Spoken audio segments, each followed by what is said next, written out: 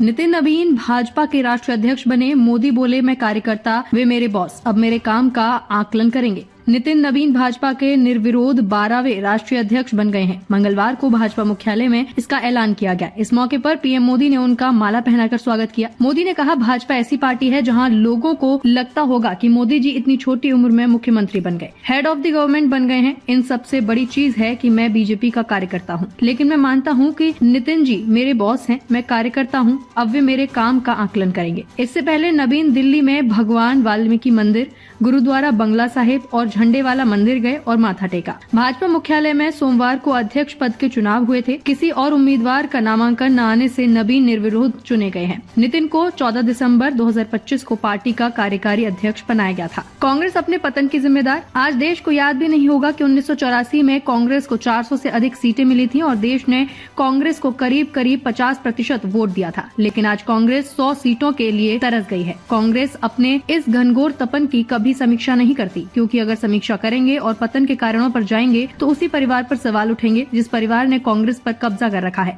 और इसीलिए बहाने ढूंढते रहते हैं। पतन का सही कारण ढूंढने की हिम्मत तक खो चुके हैं। घुसपैठियों को देश लूटने नहीं देगा। आज देश के सामने बहुत बड़ी चुनौती घुसपैठियों की है। दुनिया के समर्थ देश भी अपने देश में घुसपैठियों की जांच पड़ताल कर रहे हैं और उनको पकड़ पकड़ कर निकाल रहे हैं। दुनिया में कोई अपने देश में घुसपैठियों को स्वीकार नहीं करता। भारत भी घुसपैठियों को अपने गरीबों, युवाओं के हक लूटने नहीं दे सकता। घुसपैठिए देश की सुरक्षा के लिए बहुत बड़ा खतरा है। उनकी पहचान करके उन्हें वापस उनके देश भेजना बहुत जरूरी है। इसके अलावा ऐसे राजनीतिक दल जो वोट बैंक की राजनीति में घुसपैठियों को बचा रहे हैं, उन्हें हमें पूरी शक्ति से जनता के सामने बेनकाब करना होगा।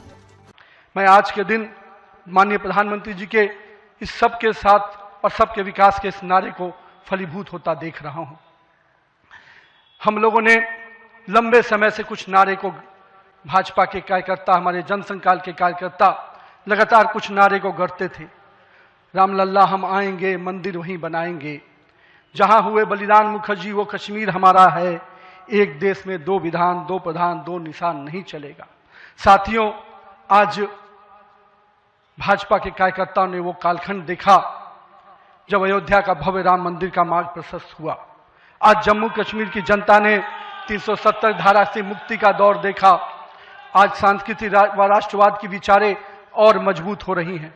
साथियों, मुझे याद है अब वो समय जब हम लोग आज श्रीनगर के लाल चौक पर तिरंगा लहराते देखते हैं तो गर्व की अनुभूति होती है।